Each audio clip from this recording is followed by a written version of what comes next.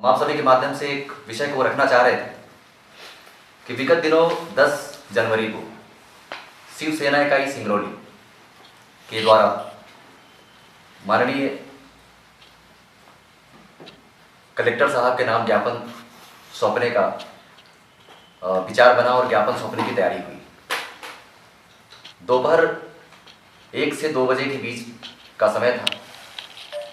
इस दौरान शिवसेना इकाई के सभी कार्यकर्तागण और जिस हेतु यह ज्ञापन सौंपना था कलेक्टर महोदय को, वह हमारे सिंगरौली जिले के ऐसे बहुत सारे गांव जहां पर आज भी सड़कें नहीं हैं चलने के लिए, पानी नहीं है पीने के लिए और आज भी वहां विद्युत की सुविधा यानी लाइट बत्ती की कोई भी सुविधाएं नहीं है। ऐसी मूलभूत सुविधाओं को उपलब्ध कराने के लिए कलेक्टर साहब को हम लोग ज्ञापन सौंपने के लिए गए थे। यह ज्ञापन माजा मोड़ सर्किट हाउस से होकर के कलेक्ट्रेट के समक्ष हम लोग गए, पैदल यात्रा करते हुए 200 से 250 मीटर का सफर तय करके।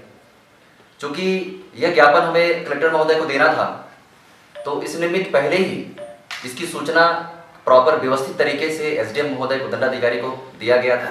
इसकी कॉपी मेरे पास उपस्थित है। और सूचना देने के बाद ही हम लोगों ने ज्ञापन देने के लिए कलेक्टर को निकले। जैसे ही हम जाते हैं ज्ञापन को देने के लिए पूरी संख्या बल के साथ में, कोविड-19 का पालन करते हुए, तो गेट पर जब हम पहुंचते हैं कलेक्ट्रेट की, तो वहां पर देखते हैं कि कोई भी ऐसा प्रशासनिक व्यक्ति उपस्थित नहीं है वहां पर। जब वहां हम पहुंच करके मुख्य द्वार पर रुकते हैं 5 मिनट, शिव सैनिक सभी उपस्थित थे वहां पे, नारेबाजी करते हैं। आग्रह भी था कि मतलब कोई निकल के आएगा जिनको हमें ज्ञापन देना है।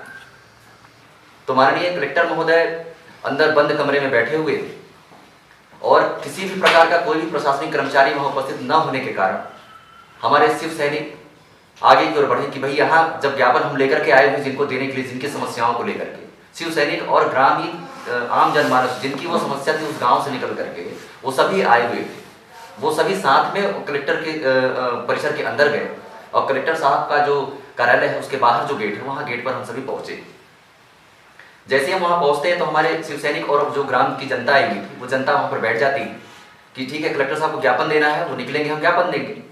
शिव सैनिक जो है शिवसेना का नारेबाजी कर रहे थे वहाँ पे। इस बीच में कुछ ऐसे तथाकथित लोग, हम उनका नाम नहीं जानते, जिन्होंने हमारे शिव सैनिक जिला सिंगरौली के जिला अध्यक्ष विवेक पांडे जी आए हुए थे, वो बैठे थे वहाँ पर। सीधी के जिला अध्यक्ष विवेक पांडे जी, उनका जो है कि वो कॉलर पकड़ के हटाने का प्रयास करते हैं। और वहाँ पर जो जनता बैठी थी जिनकी ये मूल समस्या थी, जो अपनी बात को कलेक्टर महोदय को सुनाने आए थे, अपनी पीड़ा अपनी वेदना को, उन सड़कों की मांग करने के लिए, बिजली की मांग करने के लिए, पानी की मांग करने के लिए, तो उनकी मांगों को चूंकि अब वो कलेक्टर साहब आए सुने उससे पूर्व ही किसी व्यक्ति के द्वारा कॉलर पकड़ के हटाने का प्रयास किया गया, धक्का मुक्की उनके द्वारा किया जाने लगा। तो चूंकि वो किसी कोई प्रशासनिक व्यक्ति समझ में नहीं आ रहा था कि कौन है ये, किसी वेशभूषा में नहीं थे, सामान्य व्यक्ति थे वो।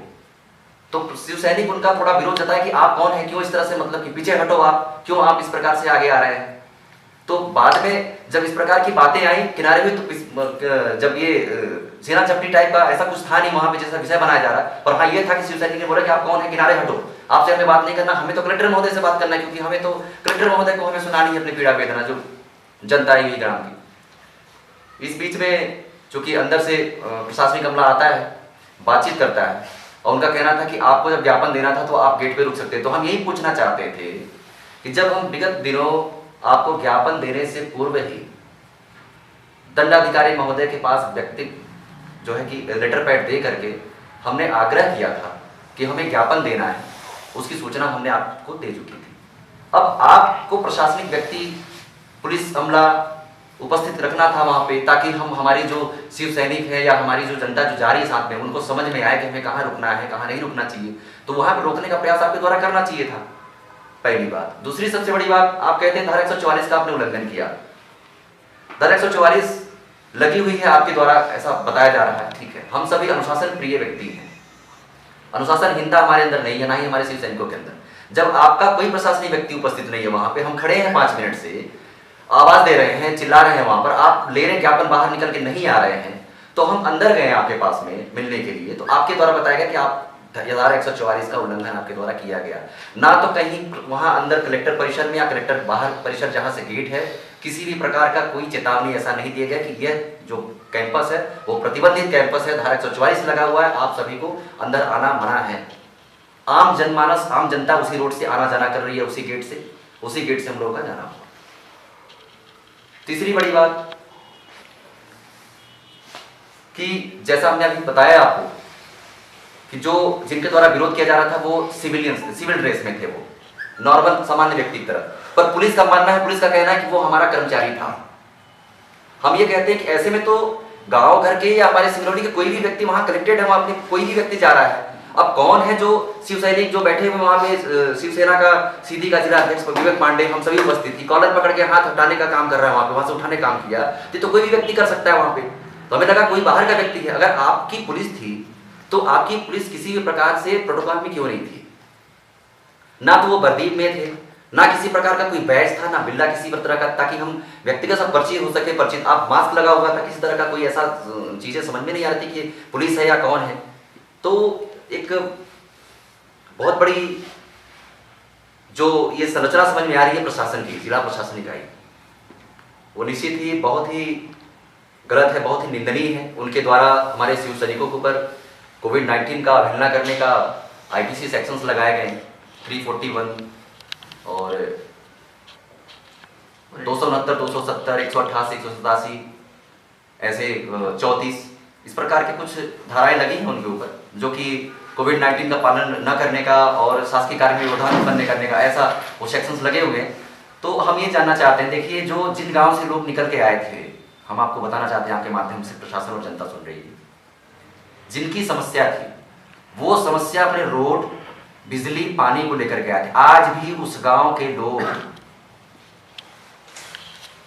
पानी पीने के लिए 4 से 5 किलोमीटर दूर जाकर के, जिसको हम लोग गांव की भाषा में चौहड़ा बोलते हैं, नाला, उस नाले से पानी उठाकर घर लेकर जाते हैं। कितनी बड़ी समस्या है आज के समय में। हमारा देश आजाद हो चुका है, हम एक टाइम पढ़ा करते थे, अपने किताबों में पढ़ते थे कि हमारा देश ऐसा हुआ करता था, हमारा देश वैसा हुआ करता था, हमारा देश सोने की चिड़िया हुआ करता था। हमें समझ में नहीं आ रहा है कि आज भी हमारे इसी सिंगरौली में, जिसको हम ऊर्जाधानी बोलते हैं, जो सिंगरौली पूरे मध्य प्रदेश को नहीं अभी तो पूरे भारत को जो है कि अपनी ऊर्जा से सिंचित कर रहा है, इतना बड़ा राजस्व यहाँ से जा रहा है, लेकिन हमारे ही सिंगरौली जिले के ऐसे बहुत से गाँव आज भी मूलभूत सुविधाओं से वंचित है। क्यों? अगर वो अपनी आवाज उठाने के लिए आ रहे हैं, उनका हम, ये काम मेरा नहीं, ये काम शासन का था। अगर हम शासन के पास जा गए एक संदेश भेजने के लिए, उनकी बातों को उन तक पहुंचाने के लिए कि गांव की जनता आई हुई है, समस्या है, इन समस्याओं का निदान आपको करना चाहिए, लेकिन हमारे ऊपर एफआईआर कर दिया जाता है, हम सभी शिव सैनिकों को जो है कि जेल में डालने की बात की जाती है। तो ये तो जनता की आवाज, हमारे ऊपर आपने एफआईआर किया, निश्चित ही ये समस्त जनता के ऊपर आपने, अपने सिंगरौली वासियों के ऊपर एफआईआर किया है। ये सिर्फ सिंगरौली के शिव सैनिकों के ऊपर एफआईआर नहीं, क्योंकि हमारी ये व्यक्तिगत लड़ाई हमारे घर की लड़ाई नहीं थी। हम तो ये हमारी लड़ाई उन शोषित, उन वंचित लोगों की थी, जो अपनी मांग जो है कि वाजिब मांगने आए हुए थे कि हम जो है कि हमें सिर्फ वोट बैंक बना करके हमेशा उपयोग करते आ रहे हैं। हम अपना जनप्रतिनिधि चुनते हैं, नेतृत्व चुनते हैं, बदले में ना हमको पानी मिलता है, ना सड़क मिलती, ना बिजली मिलती।